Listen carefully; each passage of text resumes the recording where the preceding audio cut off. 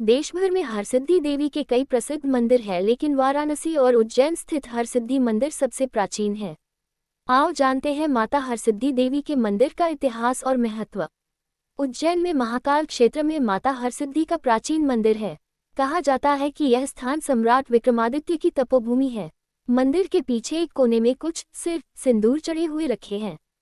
ये विक्रमादित्य के सिर बतलाए जाते हैं।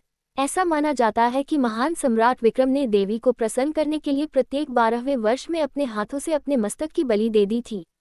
उन्होंने ऐसा 11 बार किया, लेकिन हर बार सिर वापस आ जाता था। 12वीं बार सिर नहीं आया तो समझा गया कि उनका शासन संपूर्ण हो गया। वैसे ये देवी वैष्णवी हैं तथा यहाँ पूजा में बलि नहीं चढ़ाई जाती। परमारवंशीय राजाओं की भी ये कुलदेवी है। उज्जैन की रक्षा के लिए आसपास देवियों का पहरा है। उनमें से एक हरसिद्धि देवी भी है। कहते हैं कि यह मंदिर वहां स्थित है जहां सती के शरीर का अंश अर्थात हाथ की कोहनी आकर गिर गई थी। अतः इस स्थल को भी शक्तिपीठ के अंतर्गत माना जाता है। इस देवी मंदिर का पुराणों में भी वर्णन मिलता है। उज्जैन में 2 शक्तिपीठ माने गए हैं, पहला हरसिद्धि माता और दूसरा गुरकालिका माता का शक्तिपीठ।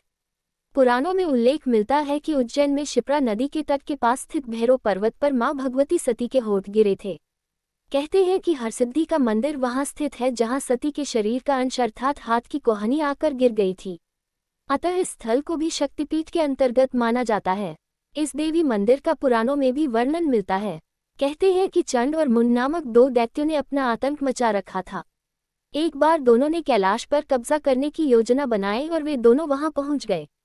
उस दौरान माता पार्वती और भगवान शंकर द्यूत क्रीड़ा में रत थे।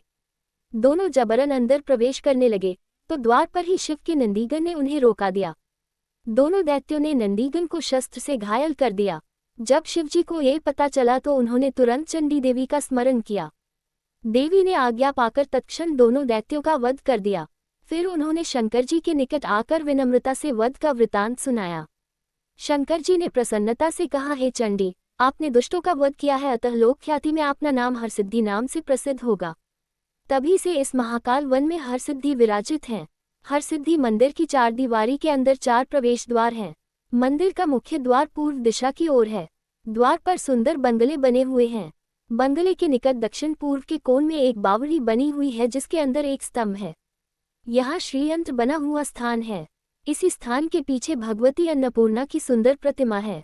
मंदिर के पूर्व द्वार से लगा हुआ सप्तसागर तालाब है जिसे रुद्रसागर भी कहते हैं।